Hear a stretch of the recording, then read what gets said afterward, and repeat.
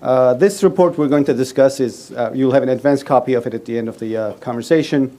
It's actually, will give you a taste of my forthcoming book titled Turkey's Rising Turkey, 21st Century's First Muslim Power, in which I look at the new Turkey that has emerged after 11 years of single-party rule in Turkey by the Justice and Development Party, AKP, that new country's dynamics, and also what it means for U.S. policy. What I'll do briefly now is to look at some of the key findings of this report, which you'll also be able to read in the forthcoming book, and then draw some policy suggestions relevant to U.S. for what that means for us here in Washington and the new Turkey and what kind of a country it has become. Let me make some brief policy brush strokes on what this country looks like after 11 years of rule by the AKP. And first of all, what does 11 years of rule by a single party in Turkey mean? It means a lot. Turkey is a country whose political system was marked by so many decades by coalition governments, which typically lasted 2 to 3 years. And this is a government that is now finished, it's halfway through its third term. It's destined to win the next elections of 2014, so its term is quite long. Therefore, in terms of Turkish politics, if you think that governments typically last 2 years and this government has already done 11 years, it will be the equivalent of a party here doing 4 consecutive terms in terms of American politics. So you get the sense of the longevity of AKP rule in Turkey. That means the ability of this party to transform Turkey, therefore, has been dramatic. So I'm going to start with that, look at domestic politics, economy and foreign policy, and then go into conclusions. Politically, obviously, I think Turkey has moved to what I would call a post-Kemalist phase. The country's political system has been transformed after a long period of transition and also marked by some political conflict in the first part of the last decade. What do I mean by post-Kemalist? I think two elements that mark Kemalism are largely gone. I wouldn't say they have disappeared, but are largely recalibrated in Turkey. One is the relationship between state and religion. Turkey's practice of European style of secularism, also known as laïcité, is largely gone. Laïcité mandated firewalls between religion on the one hand, education, politics, and government on the other. That's not the case. There is now religion in education, politics, and government in Turkey. And I would say in that regard, Turkey's model of laïcité has largely disappeared. A second element, I think, where Turkey has moved to the post-Kemalist phase is in terms of how the country's elites and most Turks saw their identity in global politics. Under Kemalism, Turkey was a country where the Turks saw themselves as Europeans who were accidentally placed next to the Middle East.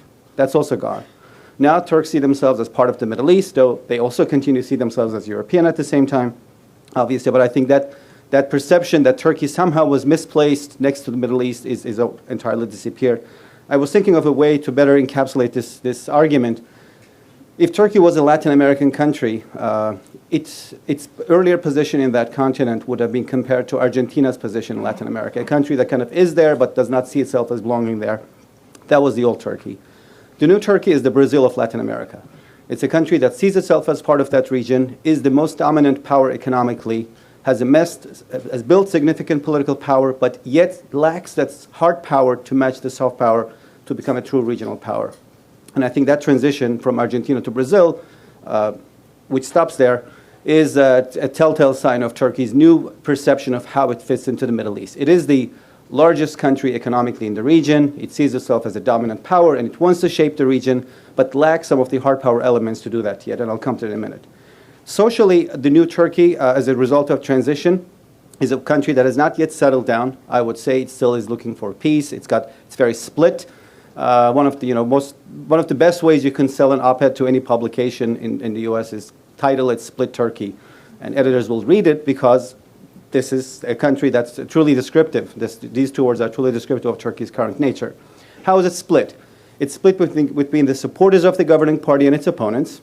The governing party, AKP, received about 50% of the vote in the last elections. That means another half of the country did not vote for it.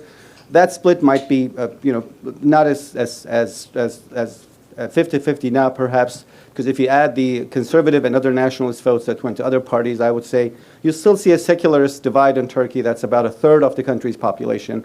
It's a very large bloc. But there are other splits between Kurdish nationalists and Turks who oppose any political rights for Kurdish nationalists, sectarian splits which could be accentuated as a result of the Syria conflict and other issues as well. At the same time, there's good news from Turkey. Economically, this has been what I would call a miraculous decade. I would call it the Turkish miracle. It's in the same sense that many European countries took off in the 50s, 60s, and 70s. After a decade of constant and continuous growth, this is what Turkey had in the last decade. Its economy has grown at a record-breaking pace of 5.3% annually. Turkey, as a result, is now wealthier than it has ever been in many centuries. Income per capita has tripled in the last decade. This is while the world around Turkey melts down economically and politically, so it's not only getting better, but in relative terms, it's also getting better. So that doubles the effect on Turkish citizens of how they feel compared to the rest of the world. Income per capita is now at about $18,000. That means Turkey is catching up for the first time with a lot of its European neighbors. And just to give you a sense of what that means, again, in the Turkish mind, a lot of this will relate to the debate on Turkey's EU accession and why this is becoming less of a key concern for Turks and Turkish policymakers. A decade ago, average Turkish incomes were about 30% of average European incomes in 2002.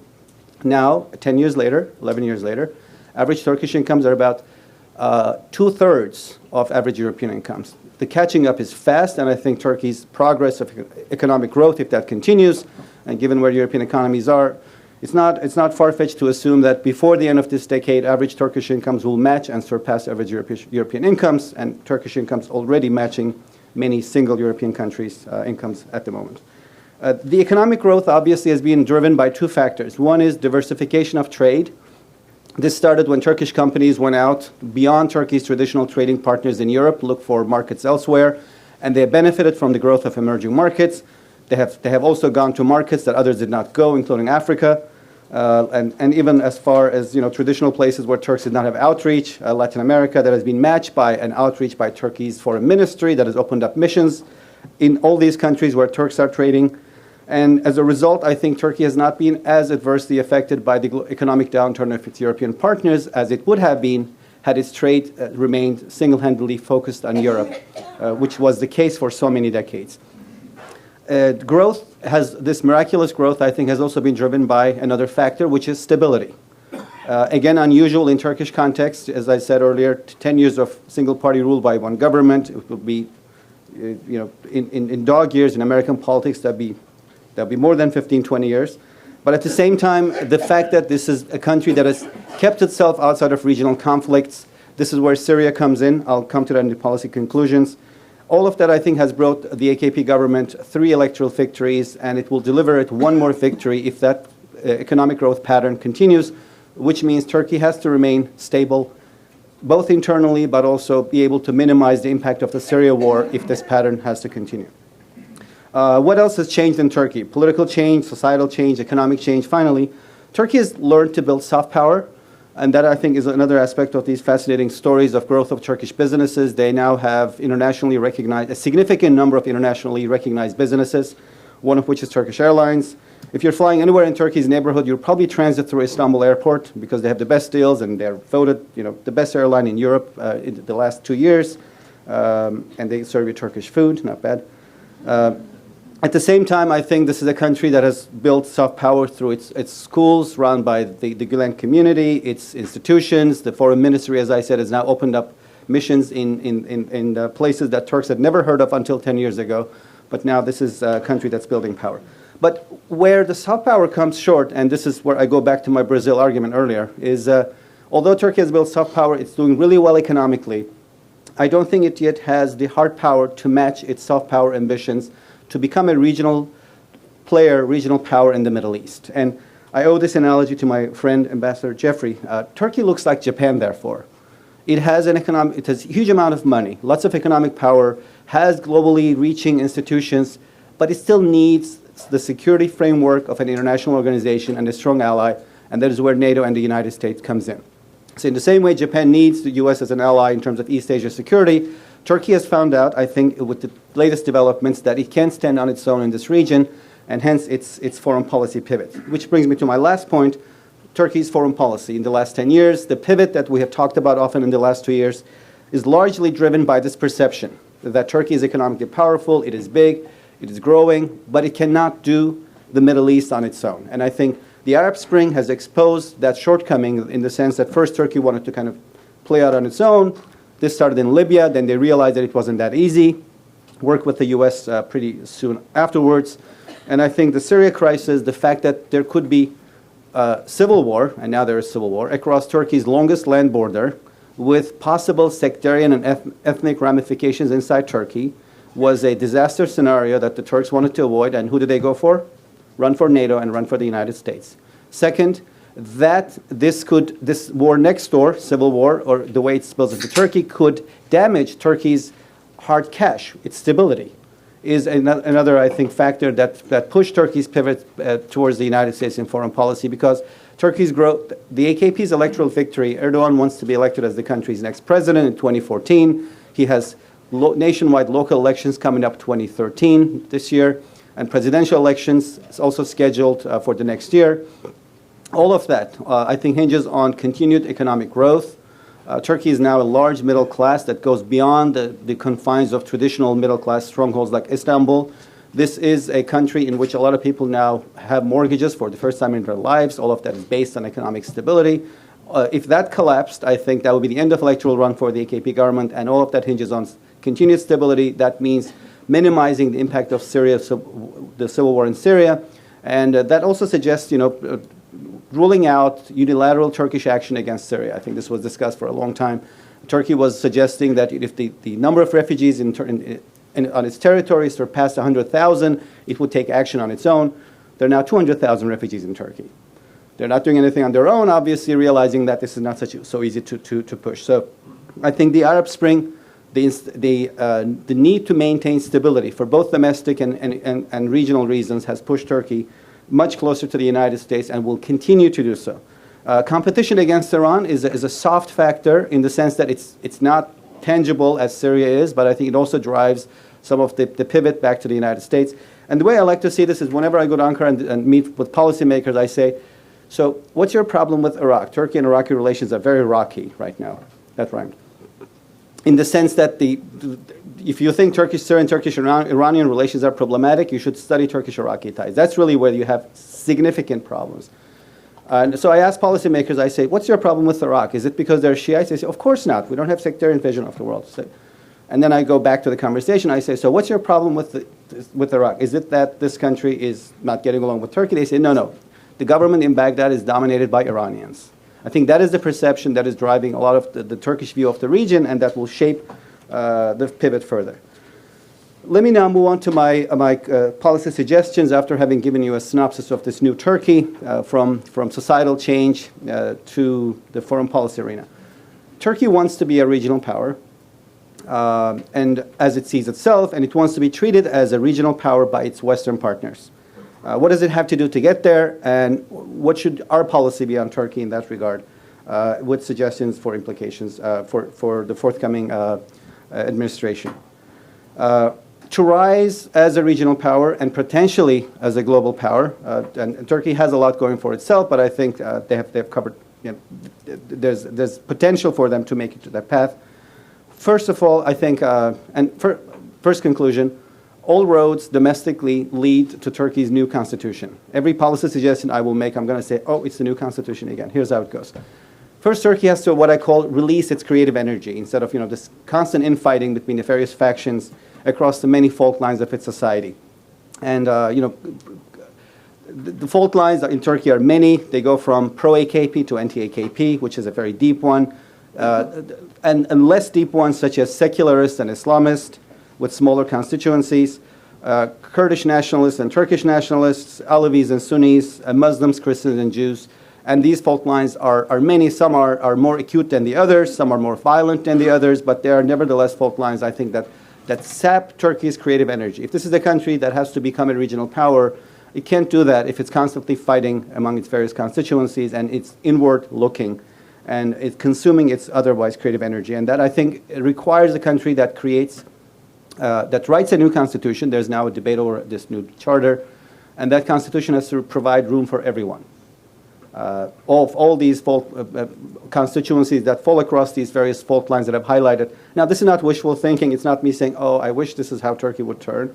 This is realistic. It has to happen because almost all these constituencies I went through are so large that none of them will disappear. And therefore, the new constitution has to accommodate them because they're not going to go away. Obviously, you have a very large group of people who support the governing party and will vote for it, and a very large group who will never vote for it. That's probably about 25, 30 million people, 35% of the electorate. That's the population of a middle-sized European country. Those people are not going to disappear, and they have to be accommodated.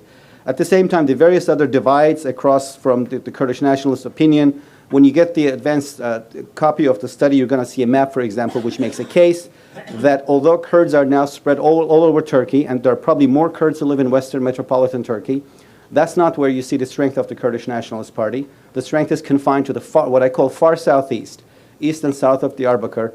Again, not the entire southeast, not the entire east, a very kind of a regionalized problem now. But even regionalized, even minuscule, that problem is not going to disappear, especially because it has a violent component. A spike in PKK violence in the last year has led Turkey to reconsider its earlier position. Now there are talks, which we can go back to in the Q&A.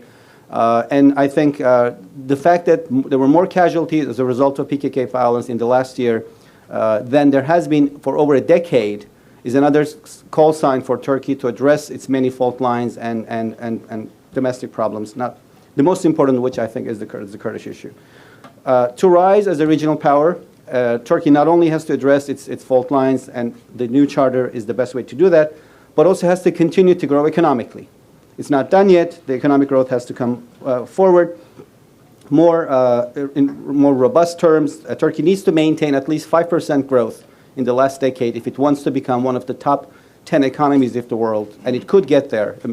It's now a G20 power, but it could become one of the top 10 powers, surpassing Italy and even Spain before that, if it continues to grow at least 5%. To do that, obviously, once again, Turkey has to address the spike in PKK violence, which saps huge amounts of resources from the country, as well as inflicting casualties. Again, I think the road there leads to the new constitution. And finally, Turkey has to minimize the impact of the Syria conflict. It cannot spill over across Turkey's borders, and Turkey cannot become an active side to this conflict without NATO or U.S. support, because that will be the end of Turkish economic miracle. The moment this is seen as yet another country that's unstable, fighting for whatever reason it is, this is the end of Turkey's miraculous economic growth. This is the end of everybody putting their money in the Istanbul stock market. And this is also the end of electoral wins for the governing party. And that's where I think the whole Syria question comes in. Turkey has realized, as a result of the Syria uprising and the fact that this has turned into a civil war, that maybe it does not have as much hard power as it thought. And this is, I think, explains both Turkey's decision to join missile defense and also work closer with NATO and ask for deployment of Patriot missiles, NATO missiles on Turkish territory. But at the same time, I think it has realized that this is a country that if it truly wants to become a regional power, and it can only do so if it leverages, for its own sake, but also for the sake of its regional ambitions, if it leverages what I call its Western overlay. If the Turks go to Saudis and say, we're concerned about Iranian nuclear threat, let's do something about it, the Saudis will take it one way if this is a Turkey that's not serious about NATO, because then Turkey looks like a wealthy Yemen, and Yemen is not wealthy, so it's a large Muslim country that comes and says, let's do something together. What do you bring to the table? Not much. But if Turkey goes to the Saudis and says, we're concerned about Iranian nukes, and if it's a serious, committed member of NATO, then it looks really good. It looks like a strong Turkey. And I think that's the non-tangible element of the country's pivot that has been driven by the Arab Spring, that is further driven by Syria.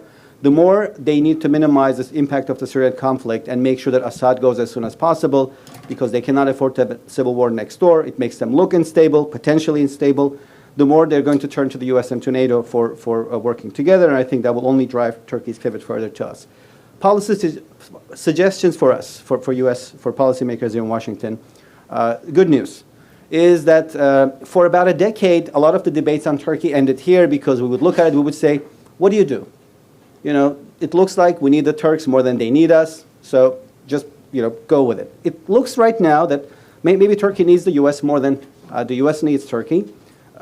Maybe we need each other both on comparable levels for the first time, for a change. And that's primarily because Turkey's desire to have stronger military, strategic security cooperation with U.S. and NATO now trumps its other regional ambitions. And I think that is an important element of leverage for U.S. policymakers, but there are many others. One is the fact that Turkey wants to become a regional power. How do you become a regional power? You have to become someone who can talk to all sides I'll take two areas where I would suggest that this has not necessarily been happening. Syria. Turkey has been an active supporter of the opposition, but it has been able to build good, long-lasting, and confidence-based ties with not all elements of the Syrian opposition or the Syrian population for that purpose. The Christians in Syria, for example, are largely distrusting of Turkey. The Kurds are not on board yet. You're seeing stronger ties between the Muslim Brotherhood elements and Ankara, but that does not reflect itself across the Syrian opposition. If Turkey wants to become a key player in post-Assad Syrian politics, it needs to have ties with everybody in the game. And I think that's the idea that I was trying to portray earlier, that if Turkey wants to be a regional power, it has to be on talking terms with everybody. The Syrian conflict is a case in point. Ties with Israel is another one. I think if you look at this, if Turkey wants to become a regional power, it has to be listened to in all capitals, and that includes the Israeli capital as well, and that's not the case. And it was not ironic, therefore, that a couple of months ago, the Turkish foreign minister leaked to the press that Turkey was having secret talks with the Israelis for normalization. This came right after the Egyptians brokered a ceasefire between Hamas and the Israelis, and the Turks said, well, we should be doing that because we're the regional power. So they basically wanted to say, we're still in the game. We're talking to the Israelis, we want to normalize. And I think that will be an element, tangible element of Turkey's desire to become a regional power once Turkish-Israeli ties are normalized.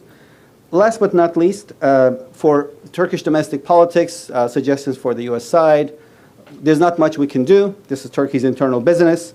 But there is an overlap between U.S. policy on the ideal U.S. policy on Turkey's domestic politics and U.S. policy on the region in general. And that overlap, again, is, as I said earlier, old roads lead to the new constitution. If Turkey wants to be a regional power as it sees itself and treated as such by its Western allies, it cannot become one if it does not write a liberal constitution which guarantees freedoms and broad liberties for everybody. And I think that's the only way Turkey can go out there and portray itself and say, you know, obviously a country that should be treated as a partner in the post-Arab Spring Middle East. What that means is a constitution that, you know, fully addresses some of these problems that I highlighted in the beginning of my presentation. I'll take a couple. You know, we talked about the collapse of the laïcité model. What does that mean for the new Turkey? I think the new constitution, for example, has to provide for two things. Freedom of religion and freedom from religion at the same time, to address this idea of the split camps that cannot get to live together but have to learn to live together. And I think that will be a sure, safe way of making everybody welcome in this new Turkey. At the same time, I think this should be a constitution that has to take a more liberal and lenient attitude on Turkey's Christian and Jewish communities. As I said earlier, when I went through the fault lines, I said, some of these fault lines are real in the sense that the constituencies that fall across the fault lines are very big. They won't disappear. This applies to all of these fault lines with the exception of the Muslim, Jewish, Christian fault lines.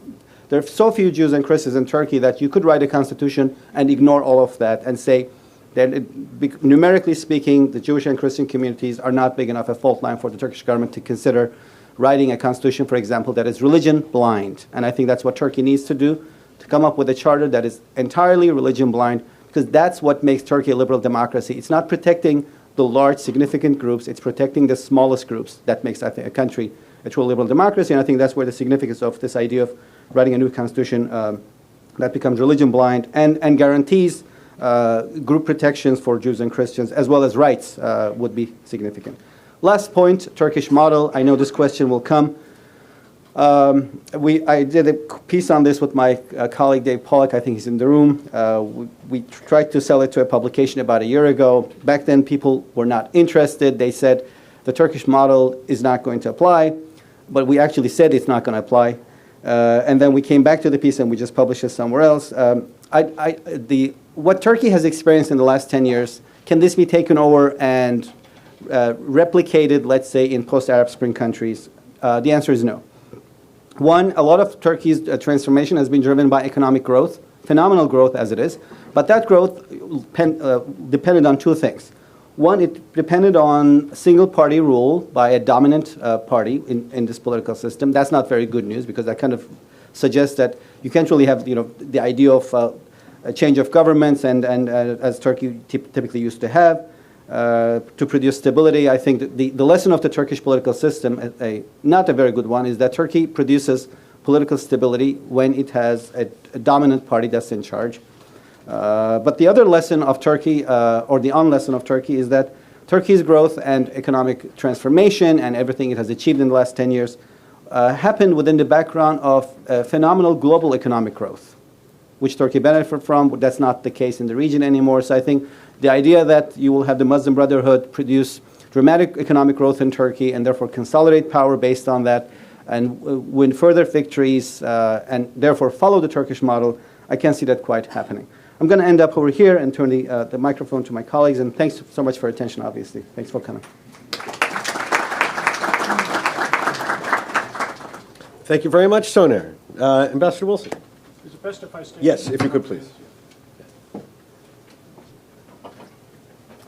Well, good afternoon. It's a pleasure and an honor to be here at the Washington Institute. Soner has given a very broad and comprehensive perspective on a number of issues that affect Turkey today and affect U.S.-Turkish relations. And I just want to home in on, confine my comments to three baskets of issues. First, to sort of add some additional thoughts about this issue of Turkey rising or Turkey's transformation. Second, talk a little bit about U.S.-Turkish relations. And then third, some comments on the way forward. I think Soner's done a good job of capturing this idea of Turkey rising, of Turkey that has profoundly transformed itself. And kind of a couple of pieces that I like to use to describe this.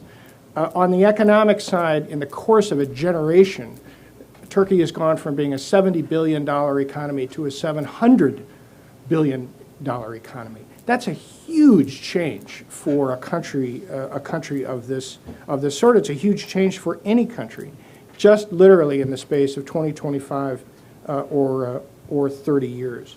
That economic transformation has its roots, I would submit, in the policy decisions that were made under President Özal in the 1980s to open up the Turkish economy to outside competition, and then later in the 1990s to establish a customs union agreement with the European Union, and the government stability that Soner has referred to, I think, was an additional big driver. This economic development has likewise transformed the country demographically or socially. 30 years ago, 3/4 of Turkey's citizens lived in the rural parts of the country, 25% of the cities. Those percentages are exactly reversed. Again, in the space of a generation, think of how long this kind of transition has taken elsewhere in the world, in the United States. Think about what were the implications of that, and then apply some of that to Turkey. Some specific effects. In some ways, although I accept what Soner said about the Kurdish issue as one that still has important roots in the southeast, the Kurdish issue has become nationalized. The biggest Kurdish city in the world is Istanbul, and large Kurdish populations in Ankara and Mersin and Antalya and Izmir, maybe not uniformly around the country, but the issue has become nationalized in some ways that it was not in the 1990s, and therefore it's dealt with in some ways that were not in the 1990s. Any kind of economic and social transformation of this sort is going to have acute political consequences, and so it is in Turkey. The political party that has successfully figured out how to make use of this economic and this social transformation of the country would be the AKP.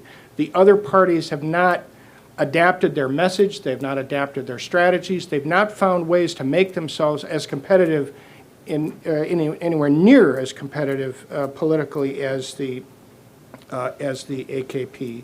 And I think that too is a prism through which one, I think, has to understand the Justice and Development Party's success.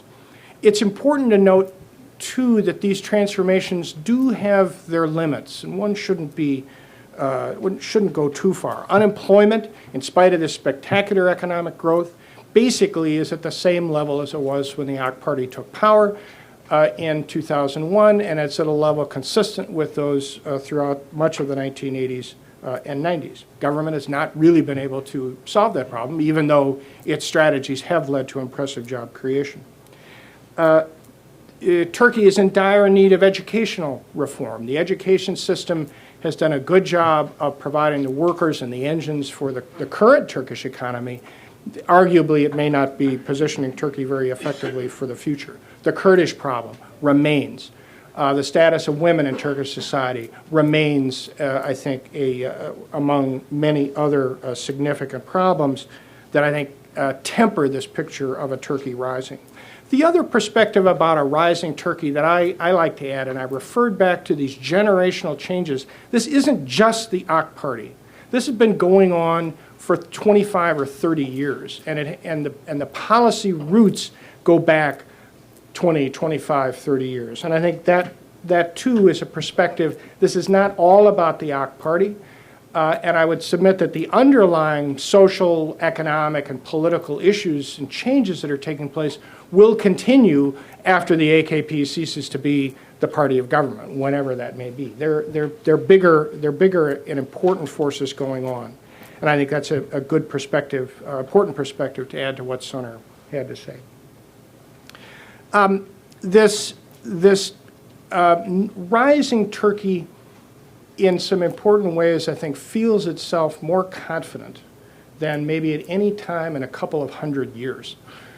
You have to go considerably back in Ottoman times to find a country and a population that feels as confident about itself, even while recognizing many problems, even while recognizing these important political, ethnic, and other divides in the country. It feels itself more confident than in an extremely long time. And I think that, to me, is one of the main drivers for the transformation of Turkish foreign policy.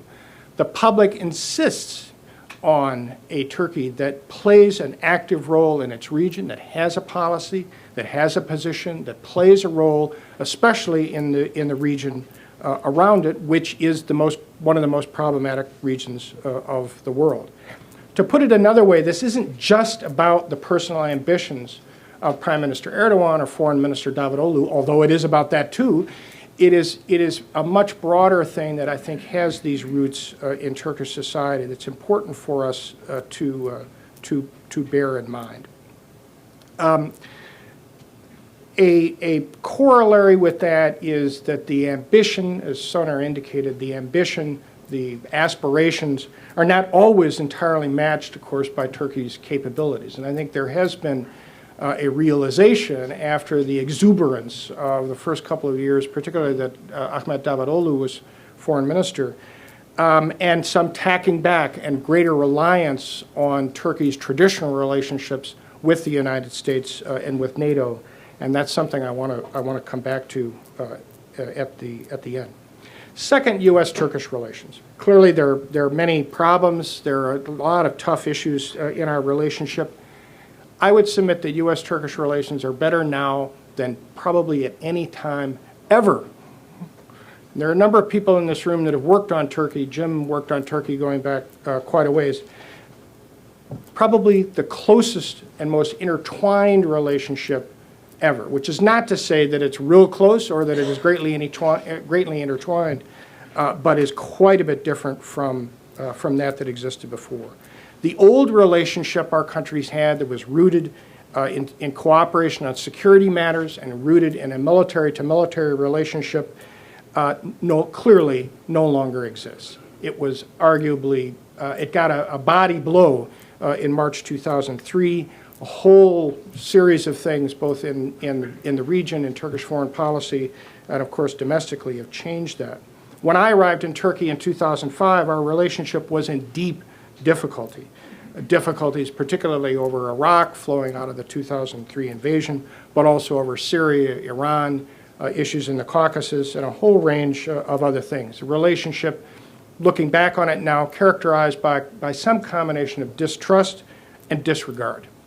And I say disregard because, and this gets to the transformation of the relationship, while I was in Turkey, it was always like pulling teeth to organize a policy-based conversation among senior, but not the most senior, policy officials working on these issues around Turkey. I had to beg David Satterfield, please come. Jim, you'll remember this because you were in Baghdad. please come to Turkey. Please talk with the Turks about what we're doing. We weren't doing that, or we weren't doing it very much in the period before some point in the middle or latter part of 2006. We had to pull teeth to organize effective consultations on the problem of Iran's nuclear development plans. We had to pull teeth to arrange for a whole variety of other things. All of that has changed. The relationship now that the Assistant Secretary for Near East Affairs has with her counterpart in Ankara is a close one. And you can say the same about a whole bunch of other senior mid-level officials at the State Department, the Defense Department, Treasury Department, Commerce Department, and elsewhere. And that is a gigantic change in the way that we conduct business. It owes its success, I think, to things that Jim Jeffrey and Frank Ricciardoni have done in building out a more mature and modern relationship to take advantage of the changes that have taken place in Turkey and to find something to replace that old military-to-military relationship that had been the ballast before. Looking ahead, it seems to me that as one thinks about a region where Europe and the Levant come together, and the issues that affect U.S. and transatlantic relations, that Turkey is no less important to the United States than it was 60 years ago, or 61 or 62 when Turkey joined NATO, or 66 years ago when the Truman Doctrine was first declared. It's a profoundly problematic part of the world, with most, not quite all, but most of the toughest challenges to American and Western interests. They're right around Turkey. It's not a matter of who needs who more than somebody else, but the fact is that we very much need, and I think in important ways depend upon a close relationship with Turkey, as Turkey depends on a close relationship with us for the reasons that Soner indicated. It seems to me, when it comes to policy prescriptions, that the United States, therefore, has a profound interest in keeping Turkey close to the United States and close to and deeply involved in NATO. I think that was one of the most important outcomes of the decision to deploy ballistic missile radar site in Turkey. It's a profound outcome of the decision to position Patriots in Syria. Keeping Turkey with us and with a transatlantic program, I think, is extremely important. In order to do that, I think the new Kerry, presumably Senate Welling, Kerry, and Hagel Defense Departments in particular, need to maintain very close consultations, very close dialogue with the Turks on Syria, on Iran, on Iraq, on these vital issues and problems that affect our common interests. It's a good sign that Washington is greeting this week Turkish Foreign Ministry Undersecretary Feridun Sinirlioglu to continue that conversation, and I hope that can continue. But there's some issues and problems even in that. Whatever is the relationship at the very top, there will be a whole range of, I think, new people, particularly at the State Department. A lot of Secretary Clinton's team departs. I worry a little bit about our ability to maintain those close consultations at an extremely hot period in Syria as people change and as the normal rotation takes place. And therefore, a second point for me in terms of Washington's policies is that our top policymakers need to take actions to make sure that that mid-level dialogue on these range of tough issues continues. Third, I think, particularly when one looks at Syria, to the extent that Turkey sees effective U.S. leadership on Syria or on Iran or on Iraq, we will have fewer problems in our bilateral relationship, and we are more likely to have success, even where we disagree, as we do on some issues related to Syria, as we certainly have disagreed on issues related to Iraq and Iran. There needs to be more effective American leadership on the Syria problem in general, and I think providing that leadership will ensure that that problems and discontinuities on Syria that relate to the issues that Soner referred to, which boil down to the fact that Syria for Turkey is a vital national security issue, the biggest problem they've faced since the Cold War. We need to find ways to fill that space more effectively. A fourth point, we need to work and continue to work to find commonalities where we can. On these issues that we refer to, on a range of others, there are lots of matters where we will disagree with the authorities in Ankara. And I think where we have been more successful in our policies, in my time, in Jim's time, and under other ambassadors, it's where we've found ways to work on the common pieces that we share, and in a way that can get the problem into a different place. Again, it's a matter of showing the right kind of American leadership. Final point, I think we need to work to try to build out the economic and trade space in our relationship, always a relatively impoverished part of U.S.-Turkish relations. As the United States thinks about a possible free trade agreement with the European Union, we will need to take into account those countries that enjoy a customs union with the EU, Norway, I think it's Norway, Switzerland, and Turkey. And so there's a piece there that I think the United States ought to be able to make use of in the next administration, policy piece to build out and strengthen the trade and economic exchange framework between our two countries. And I think that is also a piece that I hope the next administration works on. Thank you.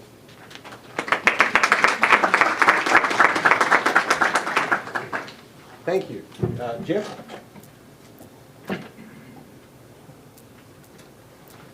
As Soner and Ross have said most everything I wanted to say better than I would say it, I'll be brief, but just a couple of points.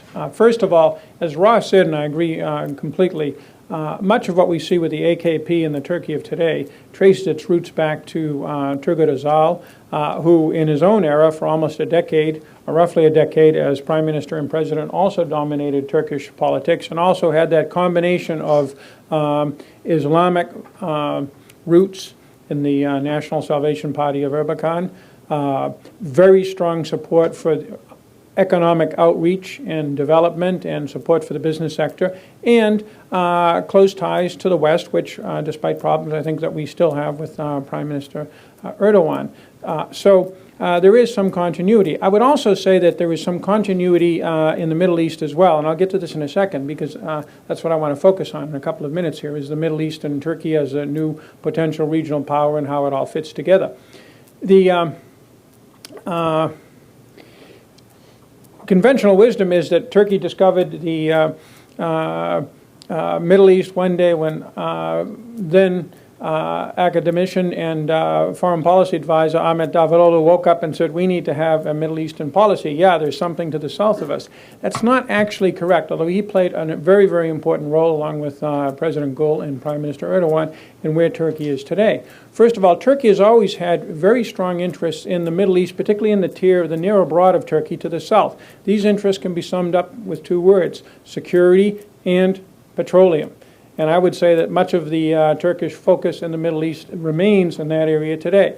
Turkey in the 1980s and 1990s developed a very strong commercial petroleum relationship with Iran, importing eventually about 40% of its, or a significant part of its petroleum from Iran, and a significant amount of natural gas, next only to Russia, also from Iran, and building pipelines to ensure that the gas could flow into the Turkish net. Likewise with Iraq in the 1980s, the that was another pipeline, remember? The Kirkuk-Ceyhan pipeline, they all wind up in Ceyhan, had a capacity that was reached in the 1980s of 1.6 million barrels. That's a lot of oil that was being pumped out of Iraq through Turkey.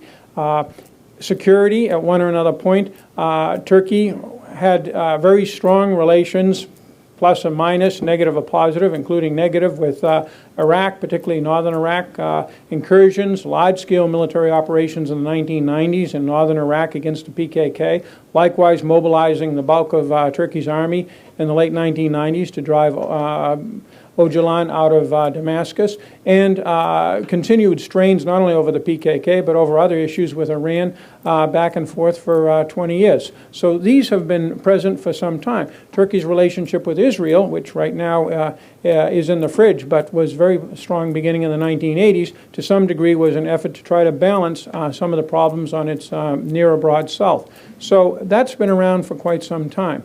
Now, the new Turkey, we're looking at from the prism of a regional power. Let me talk just a second about regional powers. Regional powers are kind of hard to define and explain and figure out how to use, partially because those of us who've actually tried to be on the operating end of the U.S. government and its global power know how hard being a global power is. Well, I can imagine being a regional power is even harder because we haven't had a lot of success, nor have regional powers had a lot of success actually being regional powers. At one or another, but America keeps looking for regional powers because, frankly, as all of you who are Americans in the room know, we're kind of conflicted about being the single, unilateral, omnipresent, irreplaceable world power. And as those of you who aren't Americans in the room know, most of the rest of the world is a little uncomfortable about a country that has as much power as we do, regardless of how well, and I think we do use it well, how well we use it. So this idea of regional power is kind of helping us out, lifting some of the burden, or getting us out of the neighborhood is a reoccurring theme. In our past, we've looked at the UK, we've looked at Germany, we've looked at Japan, we've looked at the Shah of Iran, we've looked at Saudi Arabia, Egypt under Sadat and Mubarak in the early days, and Israel as a possible regional power that we can leverage and deploy and such. These days, there are new regional powers that are out there. China in the Far East, Russia to some degree in its near abroad, Turkey we talk about in the Middle East, South Africa in Africa, and Brazil in South America. But when we actually peel back the onion, there isn't a whole lot there. Take a look at the most powerful in the country with the best claim to being a regional superpower, and that's China. Far larger economy than the rest of, well, not far larger economy if you throw in Japan and Korea, but certainly the largest economy and probably more than half of the total GDP of the whole region, by far the strongest military power in the region. Yet China has all kinds of problems just dealing with some rocks in the South China Sea, with upstart countries challenging them. Now, in the end, we don't know how this is all going to turn out. It may not turn out well for anybody, but the point is China has a lot of problems leveraging that regional power, and I would say that that's the way it is around the world. It's not easy being a regional power, as Milosevic found out in the Balkans in the 1990s. You run into a lot of opposition, and a lot of the opposition turns to us, the Americans, and says, hey, we don't want to be dominated by a regional power. That's part of our issue with Iran today. So Turkey is still trying to work out how to be a regional power given its extraordinary economic development, but given the fact that that economic development largely doesn't flow into or from the Middle East. The Middle East provides roughly 20 to 25% of Turkey's imports and exports, with much of the trade being in, the imports at least being petroleum. And then Turkey, of course, is a member of non-Middle Eastern clubs that give it a lot of leverage, the EU, NATO, even OECD. The primary establishment international organization, we have a representative of it here today, is the Arab League in the Middle East, and Turkey, of course, is not a member. And there is a whole set of ideologies and other issues that can limit Turkey's influence. That said, it is in many respects one of the 2 or 3 most important countries in the Middle East, and its importance will continue to grow.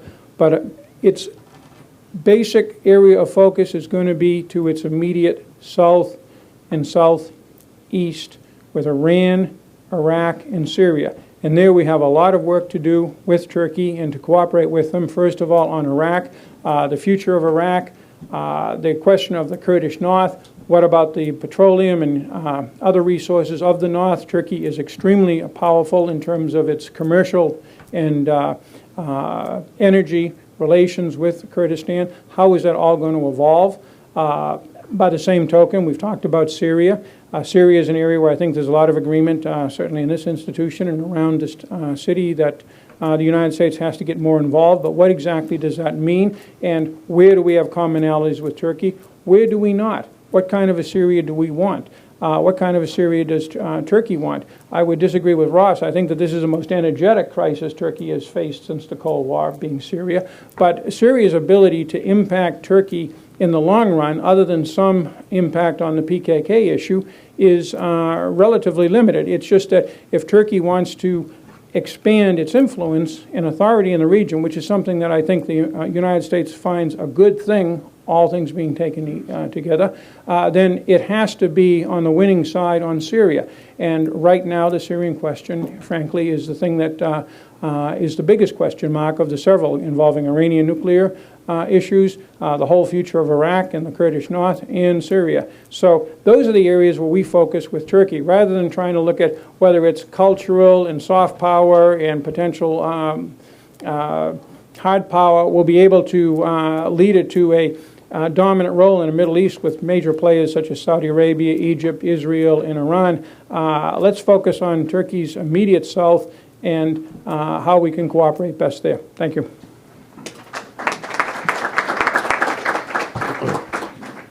Well, thank you very much, ambassadors and Soner.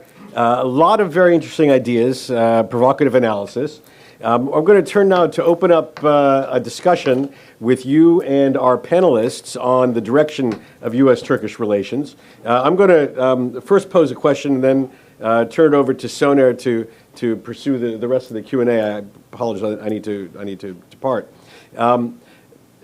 Soner, you outlined a scenario where, as I heard it, the two most important variables, in your view, for determining a sort of continued positive trajectory for this this evolution that you described were, one, persistent economic growth at home, and two, keeping the Syria problem on the other side of the border. I hope I'm not being too telegraphic, but that's what I heard. I didn't hear you address what happens if one or both of these doesn't happen. I mean, we won't be Turkey would not be the first country to have considerable economic growth go bust. Point one. And Turkey would not be the first country to have a real foreign policy mess on the other side of its border make its way over the barricades. What would happen to this Turkey rising model if one or the other happens, and what happens if both happens? Soner.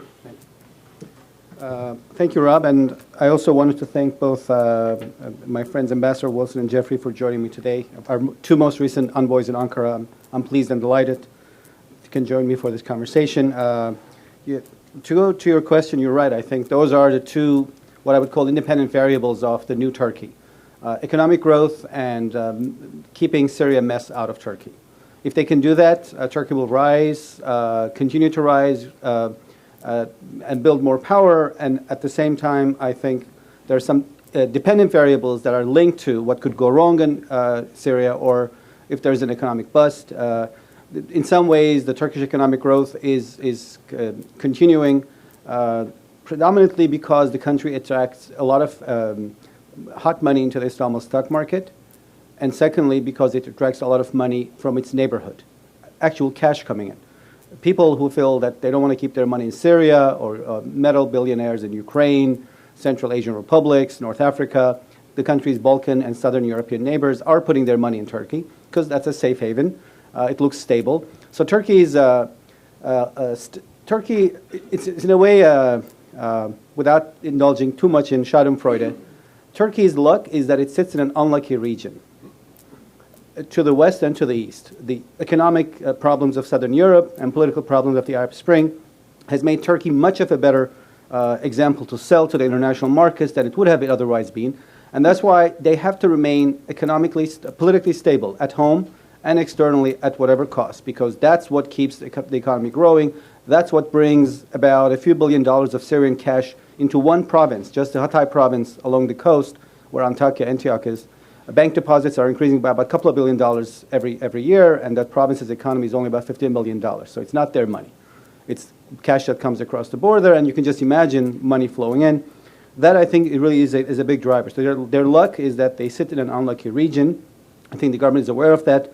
If the economy tanks, or if Turkey gets involved in Syria conflict, or the mess in Syria spills over across into Turkey, that means a couple of things. The end of this run for miraculous economic growth, obviously the two are interrelated. You could also see how if Syria gets out of control, this could have ramifications in Turkey in terms of PKK violence, or if Turkey is not able to pacify the PKK through these ongoing peace talks before the end of the Assad regime. If you have the organization establishing safe havens in Syria because the peace talks have collapsed, that's another headache that Turkey has to deal with. It will actually be an insurgency that Turkey will have to deal with next door. If you look at a map that shows Syrian cities under control of PYD, the PKK Syrian franchise, every town from Hatay all the way east to the Turkish-Iraqi-Syrian border triangular area, known as Kenardebek, all that area, every little town across the border is under control of PYD.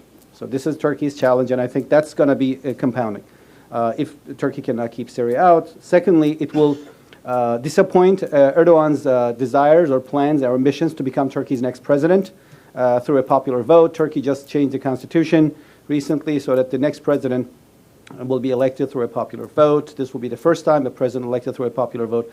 I think that's Erdogan's dream, to be the next president, to get to Ataturk's position after having moved Turkey into a post-Kemalist phase and take over his seat through a popular vote, and that requires, again, continued economic stability, growth, and keeping Syria out.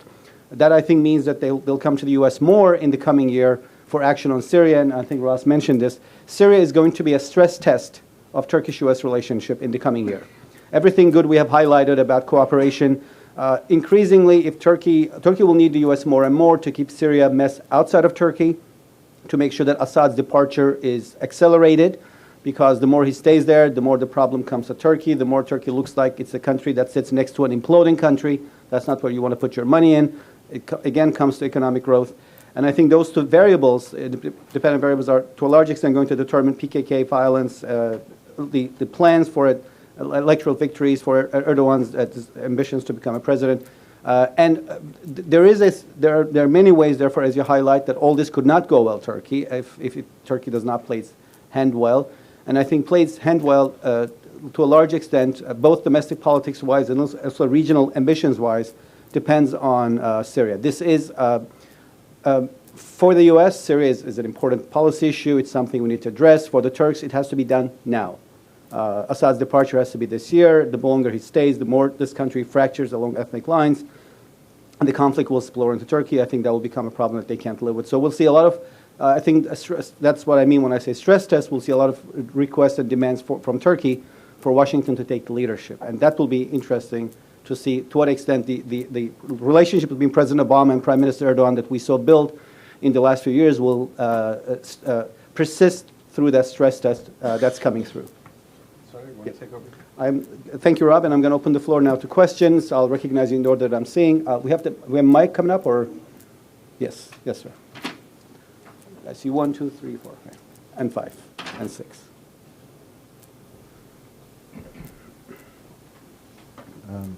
Thank you, Mr. Is it on? Okay, it's on. Hello? Yeah. Okay. This is Mohammed Al-Husseini. I'm the ambassador of the Arab League here. Just regarding the, how serious do you think are the USA and European countries regarding dealing with the PKK? As you know, the European country and the United States consider the PKK as a terrorist organization or movement, whatever. This is one. The other one is regarding the zero problem. You know, you remember the book, of course, written by Ahmed Dawoodoglu, the current foreign minister, regarding it's the title, The Strategic Depth, regarding the zero problem, and the focus of the book on the zero problems now. And he was successful before the Arab Spring in solving many problems with their neighbors. Now, after the Arab Spring, the zero problem is not there anymore. It's not valid anymore. Now Turkey has many problems. It's not anymore zero problems. What is the effects of the Arab Spring on the economic relationship with with Turkey? Thank you. Thank you very much, Ambassador. Thanks for coming. I think Turkey had more support from the U.S. against the PKK than it had from any of its friends. The United States obviously listed PKK as a terrorist group before any other country did, has provided Turkey with significant support. You know, this was reported in the media. Öcalan, the leader of PKK, was caught with U.S. assistance. The U.S. has provided Turkey with military assistance and hardware to fight the PKK, and I think without U.S. support, also to mobilize European countries to both list the PKK as a terrorist group, Turkey would not be here today in terms of the distance it has covered in its fight against the PKK. Zero problems policy, obviously, I think worked so long as there was no Arab Spring. I think this was a policy which was designed on the idea that Turkey could have good ties with its neighbors, regardless of who was in charge in Damascus or Tehran, because what mattered was building good commercial relations, which would be a segue, good political ties. And I think that policy has been exposed in many places to be not working, because the Arab Spring has meant that Iran and Turkey perhaps are not good friends, as Ankara wanted the two countries to become. There is a war, in my view, today taking place in Syria, and it's a war of proxies.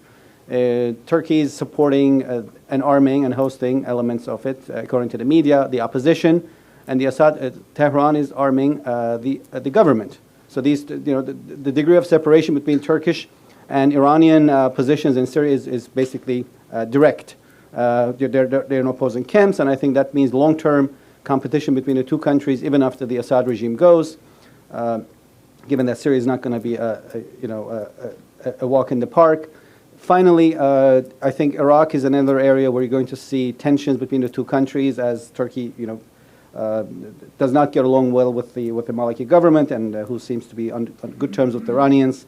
But I think the Arab Spring has also shown Turkey a challenge. So I'll explain to you, for instance, in terms of economic growth. Turkey is growing well because it is exporting. First, it has diversified. It's dealing with non-European markets. So it has weathered the downturn of the European markets really well. But secondly, it's also growing because although Europe is still Turkey's most dominant trade partner, EU accounts for about half of Turkey's trade, down from 2/3 about a decade ago. The share of Arab Middle East in Turkey's trade has gone up significantly, and the broader Middle East about a 20%, 25% now.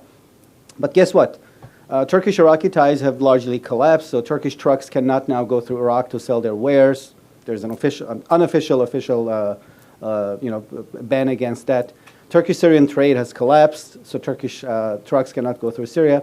Turkey basically has no land contact with its broader Arab neighborhood to the south now. It has lost it, and I think the Arab Spring is therefore an issue where it's not just the political ramifications of the Syrian uprising, but it's the fact that it actually it's cutting into Turkey's very ability to maintain those valuable trade links and commercial links. Doug? Doug Fife from the Hudson Institute. Soner, you emphasize the importance of liberal democratic provisions in the Constitution that's being worked on.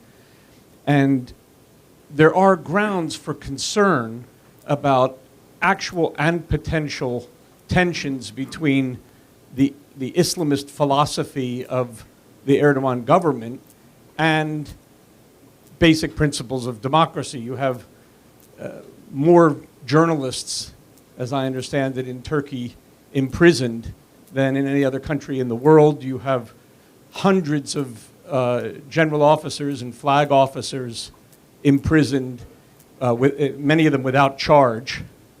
Enormous increase in the murder rate against women. I mean, a number of things that are very troubling from the point of view of the future of Turkish democracy. I was wondering if you could comment on that. Thank you. Look, the new Turkey that has emerged, I would say, is an amalgam of the old Turkey and the AKP's vision. It is a bit of both, but it's not predominantly one or the other. And I would say, if you ask me, you said, so what is the gist of your new Turkey argument? You've talked about post-Kemalism and economic transformation and societal splits and soft power. Describe to me in one sentence what this new Turkey is. I would say, and these are not overlapping or exclusive constituencies, I would say the new Turkey is a bit secularist, I'm not saying secular, a bit Islamist, I'm not saying Muslim, a bit conservative, a bit liberal, a bit Western, and a bit Middle Eastern, and a bit European. And that's not the old Turkey, but it's the new Turkey, and I think that is the reason why all these disparate parts need to find a way to live with each other, because there are at least 10, 20 million people each. And you can't just wish them away. They won't go away. They won't disappear. Let me take two. The two extremes of the political spectrum. I would say I was born and raised in Turkey, but having observed it, but also studying it for years and looking at election results. About 10 to 15% of Turks are secularist, who want to see no religion whatsoever in public life, and about 10 to 15% are Islamists who probably would like to see Sharia law in place. Those are the two extremes. 10 million each. They're not going to go away. Even if you wanted them to go away, and then everybody else falls in between. You know, you have everything from the conservative right to the liberal left, and as I said earlier, these are not necessarily exclusive categories. I think the beauty of New Turkey is that these constituencies are all equally large, and in some case comparatively large, that one cannot just, you know, close their eyes and say, oh, tomorrow I'll wake up and this one will go away. And I think that's the reason why there has to be some kind of a new, even if it's not an entirely new constitution, the New Turkey will, if it wants to rise as a regional power, have to find room for everyone. I think that's where the debate on the constitution comes in, because it's the only way you can guarantee that. Yes, sir, there's a question. Please identify yourselves also. Oh, did you want to weigh in, Jim? Ross? Yeah, I would like to take some questions for also my colleagues. Sorry, Paul Berger at Arnold and Porter. To what extent does the apparent particular Islamist attitude of Erdogan in foreign policy affect, if at all, his reliability for the United States and NATO? And I'm talking about his attitude as it relates to Sudan, or his total positive attitude toward Hamas, and to a certain extent Hezbollah. To what extent, if at all, does that affect Turkey's reliability on international issues that we, the United States and NATO, face and have to deal with Turkey? Jim, do you want to? Sure. I think you have to come up here for the program to be recorded. Very quickly, I don't think that's a major issue in NATO for the moment. Right now, NATO has evolved since the 1990s into basically an out-of-area expeditionary force that projects stability and essentially, to some degree, UN resolutions through force. That's what we did in the Balkans with NATO. That's what happened in Libya. And that's what's been happening since 2003, 2004 in Afghanistan. Turkey has played a big role in all of those. I think it will continue playing a big role because it's in Turkey's interest to ally with its NATO neighbors and NATO allies to work together under the cover of NATO for goals that Turkey finds compatible. I think that those of us who've dealt on the ground with Turkey, be it on the missile defense issue, be it on Afghanistan and its troop presence and other things, there are a lot of detailed issues where Turkey raises questions. The issue of the NATO radar plugging into the Israeli air defense system is one such example. The rules of engagement for Turkish forces in Afghanistan being another. But we work through these because Turkey is a major player in NATO. It provides a lot of clout. It provides a lot of troops when it does decide to take action. And so I think that it's worked out so far.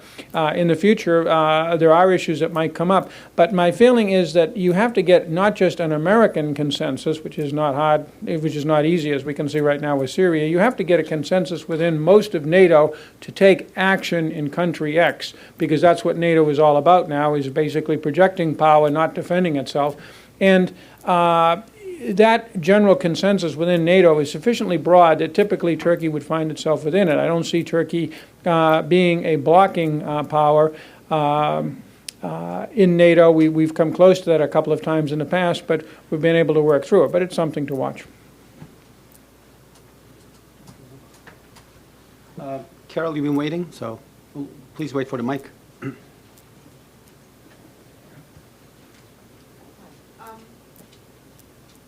I understood you correctly, Soner, you suggested that if Turkey wants... Is it on? If you suggested that if Turkey wants to be a regional power, it has, among other things, it should show that it can reach out to all elements of the Syrian opposition.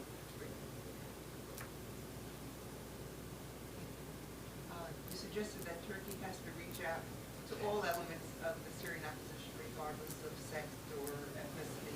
You also suggested that it should figure out a way to talk to Israel again. You also suggested that Turkey needs to find a way to develop a liberal constitution, liberal democratic constitution to reach out to all elements within Turkey.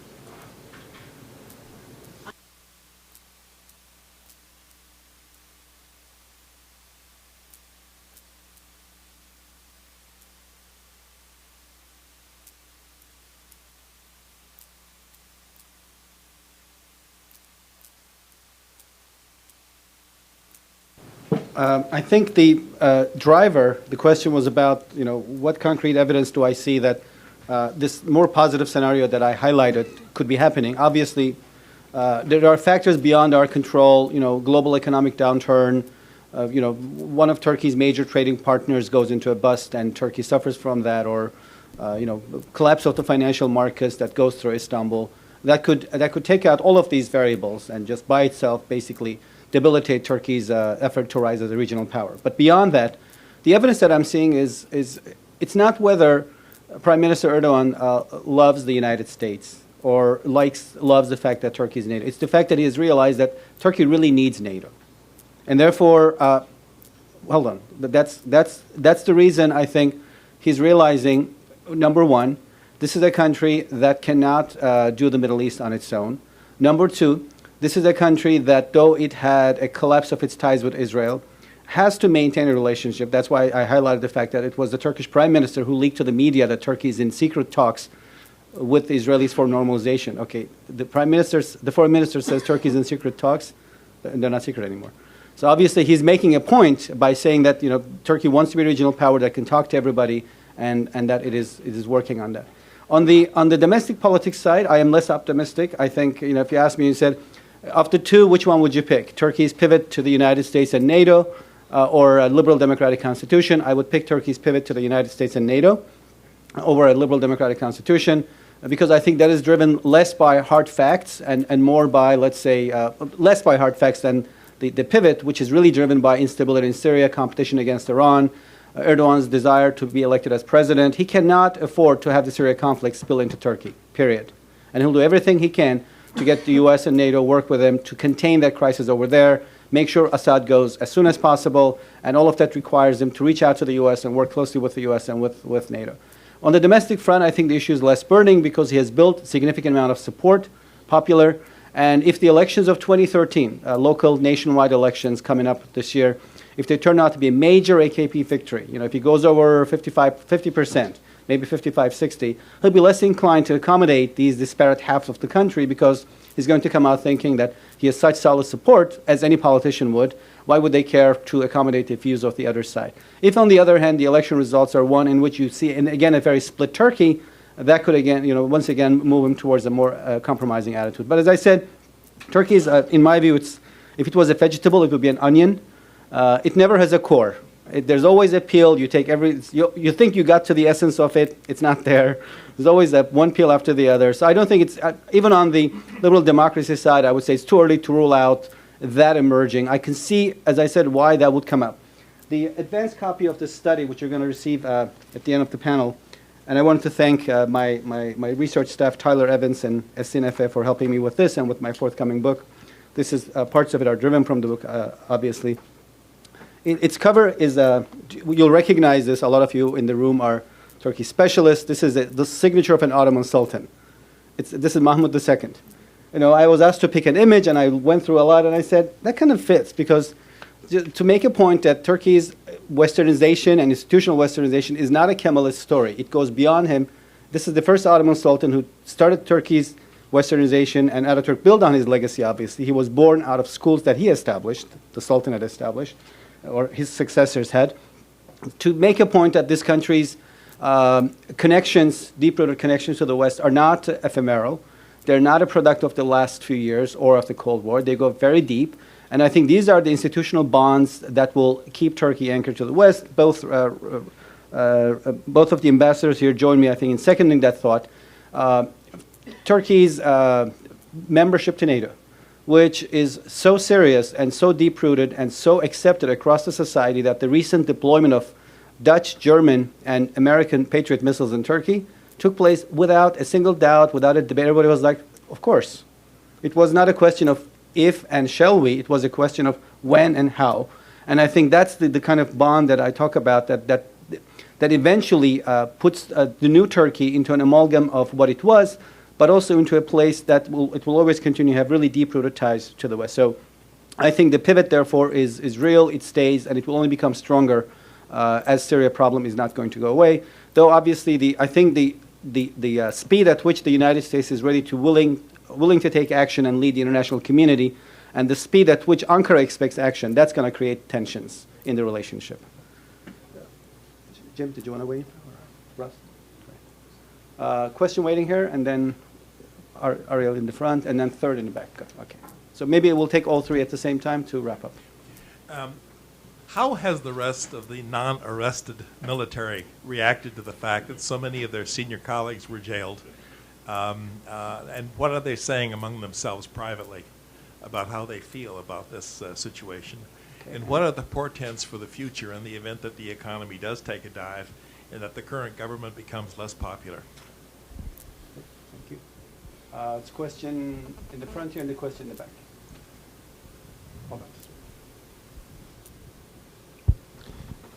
Good afternoon. Ariel Cohen, the Heritage Foundation. We talked about relations with a number of Turkey's neighbors. We did not talk about the Turkish backyard in the Caucasus. And as Soner aptly pointed out, that the war in Syria is a proxy war, and I agree. It is also a proxy war with another power that supports the Assad regime, and that's Russia. Russia and Turkey had somewhat of a honey decade or 2 decades with economic cooperation, tourism, etc. But now with the landing of a forced landing of a Russian airplane that was carrying spare parts to Syria and a postponement of the Putin visit, the relationship is kind of rocky. The other important aspect of that is Russian support of Armenia and Turkish support of Azerbaijan.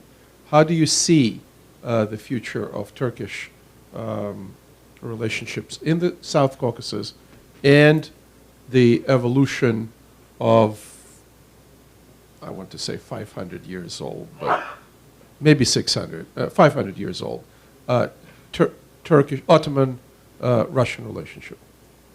Thank you. And one final question in the back, yeah. Hillel Fratkin of the Hudson Institute. First, I wanted to thank Soner and his colleagues for this discussion. It was really very interesting and impressive, but there was something, it seemed very puzzling to me about it, and that was the relative absence of the name of Erdogan throughout it. This is a story of rising Turkey, but that story seems intimately connected with rising Erdogan. And for all the continuities from the past and so forth, it does really seem that the kind of success you talked about over the past decade, Erdogan was the architect of it. So one question is, how much does all of this depend on Erdogan? And secondarily, related to that, how much does this depend on his capacity for good sense? And this relates to this question of how the Syria problem will work itself out or won't.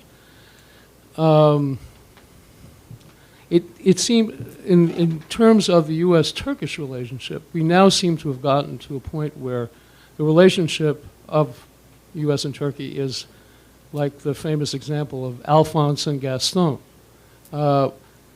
Originally, Erdogan wanted to take the lead on these things, and our government said, go ahead. That was back in March 2011.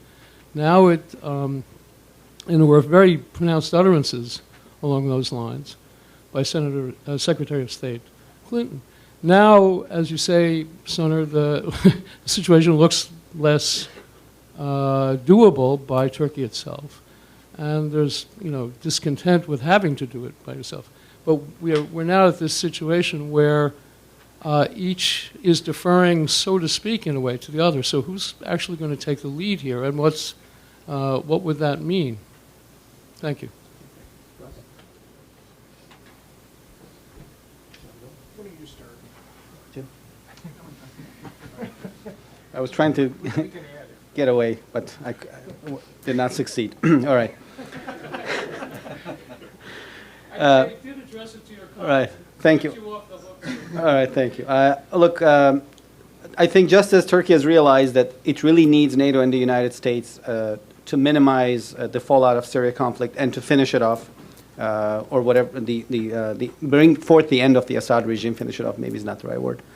To the extent that Turkey has realized that it needs both us and NATO to get there, it's also realized one more thing, and that's kind of the other aspect of the pivot. Turkey is, just as it is, institutional westernization is too deep for it to just rip it off. It can't, because it's both valuable, meaningful, and common Turks can relate to that westernization story. Nobody in Turkey dislikes NATO, basically. Everybody likes NATO because NATO protected Turkey against communism or godless communism, whichever way you look at it. And it has been, a protector of Turkish security against many other crises. At the same time, the country's links to the OECD. Again, one of my friends here mentioned it. This is not something that the Turks simply can say, oh, we'll go at it on our own because we don't like the whole idea of this club. This country is too much part of a global economy, for example, to let things veer off. So when it comes to its deep-rooted relationship with the global economy, but also with Western institutions, I think it doesn't matter who's in charge in Ankara. Everybody comes to appreciate that this is something Turkey has to cherish because this is what makes Turkey powerful, and it's also what will make Turkey a regional power if it can continue to grow. So I'll give you an example. How globalization shapes the new Turkey. Turkish-Israeli ties suffer from a major turndown. We all know that the countries don't have diplomatic ambassadorial representation in each other's capitals. Ties are frozen. Yet Turkish-Israeli economic relationship is booming. Trade has increased at a 30% pace since the flotilla incident, at a higher rate of increase than it did in the heyday of the relationship in the 1990s. So they're trading. Yeah. From 2010 to 2011, 30% rate. It's increasing at a higher pace than it did in the earlier years. First, because the two countries have kept, now, they don't have diplomatic relationship, their ties are supposedly frozen. They have a free trade agreement in place, functioning and running. So that kind of shows you that economically, Turkey is realizing that these relations, there is an element of the new Turkey that's also a legacy of the old Turkey. On the question on the military, I think this is a debate that has been largely resolved. I think the military has resigned to the power of the civilian authority, and that's not probably going to change for the foreseeable future. On Russia, good question. I think and question on Erdogan, the two will relate. You'll see Prime Minister Erdogan lash out to pretty much any power, any country. If he doesn't like somebody's behavior, he'll make a public point. He'll say it very loudly, very publicly. He's probably bashed every neighboring country of Turkey. He will never do that with the Russians. If you can find one comment where Erdogan will come out and publicly blame Russia for its Syria policy. No, Turkey's policy on Russia is deeply ingrained in Turkish psyche on Russia. Russia is Turkey's only neighbor that Turkey is scared of, I would say. Everybody else Turkey can live with or feels it's in a power parity. Iranians, they think of themselves as having established this parity back in the 17th century. The Safavids versus the Ottomans. They decided not to fight ever again, and that was the deal since 1630s, and they have not fought. Many other powers, neighbors, Turkey does not feel concerned. They're too small. With the exception of Iran and Russia, both energy-rich economies, so exceptions as well, all of Turkey's other neighbors are such small economies compared to Turkey that you could fit all of them into Istanbul and there will be room to throw in one more country. This is how Turks view their world, but Russia is huge. And it's the historic enemy. I think this is deeply ingrained in everybody's psyche. Ever since the Ottomans and the Russians established land border in 1490s, they fought 19 campaigns. And in all of these campaigns, the Ottomans lost. And I think, therefore, the Turkish perception of Russia is not going to be one where they'll be pushing that around. I think Erdogan, being a typical Turk, is reflective of that. Now I'll turn to my colleagues for finishing comments, and we'll wrap it up. Yes. The Caucasus was made for you. Was it? No, not directly. Your question about how much depends on Erdogan and how much depends on his capacity for good sense or reason. A lot depends on Erdogan. The AK Party is a coalition that he and Abdullah Gül and a few others stitched together. The glue that holds the coalition together is Tayyip Erdogan. It is a big question whether any other AK Party leader can keep that coalition together, or whether its constituent parts, its more Islamist part, its more conservative nationalist part, its more Western-oriented parts might spin off in other directions. And so I think a great deal depends on him. Second, Erdogan is a pragmatist. I think that's one of the most important traits of his political career. He sometimes says very sharp things, but at the end of the day, the policies usually end up being viewed through a very pragmatic prism. And therefore, I think the policy challenge for the United States is, what are the actions, what's the kind of relationship the United States can pursue that it will be more likely to keep Turkish policy more in the good sense category as opposed to mischievous or difficult or problematic ones for us. Question about the economy. I think a significant share of the AK Party's political success owes to Turkey's economic success over the last number of years. The core ideological, although the term is not the right one for this purpose, but the core base of supporters of the party is probably closer to a third of the Turkish population. They get the additional votes because people are happy with their way of life. They are happy with the prosperity that's come to the country, and they are happy with the relative stability, political stability that the AK Party has brought about. And I think if the economy goes south, they're going to head back down to that natural base of supporters, and then the environment will be more competitive for the other parties if they can figure out how to develop a 21st century message, which by and large they've not succeeded so far in doing. The Caucasus, I think the main issue in the Caucasus that the Turks work successfully is energy, and you can see that now in the gas diplomacy. Otherwise, my own personal view is that the Caucasus is not a priority for Turkey. It is especially not a priority right now, given all the difficulties in Syria and to some extent Iraq and Iran. And Turkey's relationship in the region is quite significantly limited, or its ability to play in the region is quite significantly limited by the fact it doesn't have a relationship with one of the three countries. It was changing that paradigm that was one of the issues that impelled the Turkish government to pursue a normalization strategy with Armenia. And I would submit eventually it will be the one that pulls Turkey back into a more activist role in the Caucasus at some point in the future. We'll leave it at that. Very quickly, to go back to the Syria thing, because I may have downplayed it too much by saying that it's not an existential issue for Turkey. It is a very important one. First, why isn't it existential like, as we just heard, Russia is? Because, first of all, Syria, no matter who's in charge, is really not going to pose a serious conventional or even unconventional military threat against Turkey. Turkey, the economic ties were quite low despite all of the hype a few years ago, and they're almost non-existent now, and Turkey's doing quite fine without it. We talk about the refugees, but frankly, two much smaller and economically weaker and much less politically stable states, Syria and Jordan, took about 10 times that many Iraqi refugees about 7-8 years ago, and they didn't tank. So Turkey can handle 100,000, 200,000 refugees if it has to. It doesn't want to, but this isn't a threat to the stability of the state.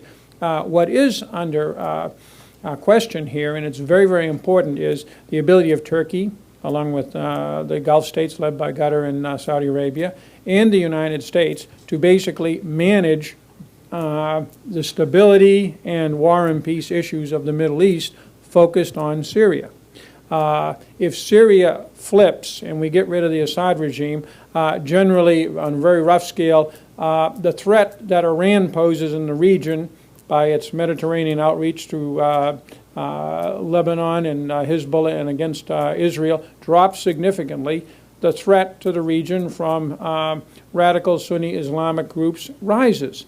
Now, in balancing the two, it's obvious that Turkey thinks it can handle the Sunni terrorist threat, and I think it's right, and that there's a lot to be gained by knocking out this one leg of Iran's expansionist policies. That's where I would be. I'm not sure that that same calculus is being measured the same way by everybody in the Obama administration. So this is something that the debate is going on in Washington right now. But there can be no question that the United States, Turkey, Saudi Arabia, and Qatar and other countries have laid down a line in the sand saying Assad has to go. Well, he's not going. Despite the military successes of the rebels recently, there's no guarantee that this guy is going to go this year, as you said, Soner. And so what's going to happen then? This will be a huge blow for us and the Turks and other people in the Middle East. It will be a huge blow for stability, and frankly, it'll be a huge win not only for Assad, who will hang on somehow. He's not going to own much of his country, but he might hang on. But more importantly, for Iran and for an activist Russian foreign policy in the region. This spells bad news for us and for Turkey. Turkey's right to be insisting that we do more. Thank you.